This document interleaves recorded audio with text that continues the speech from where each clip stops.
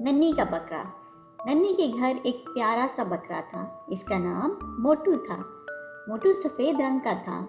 इसके गले में छोटी सी घंटी बंधी हुई थी। जब मोटू चलता था तो घंटी बजती थी, टन टन टन। नन्ही रोज सुबह मोटू को हरा हरा घास खिलाती। मोटू भी नन्ही को देखकर खुशी से बोलता, मैं। एक दिन मोटू घर के बाहर चला गया। नन्ही ने देखा तो मोटू नजर नहीं आया।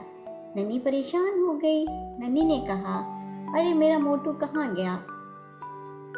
नन्ही ने गली में देखा, बाग में देखा, लेकिन मोटू नहीं मिला। फिर नन्ही को घंटी की आवाज सुनाई दी, टन टन टन टन। नन्ही आवाज के पीछे गई। मोटू एक दरख्त के पास घास खा रहा था। नन्ही ने प्यार से कहा, मोटू तुम अकेले बाहर नहीं जाया करो। नन्ही मोटू को घर ले आई। इसने मोटू को पानी पिलाया और हरा घास खिलाया। मोटू खुश हो गया।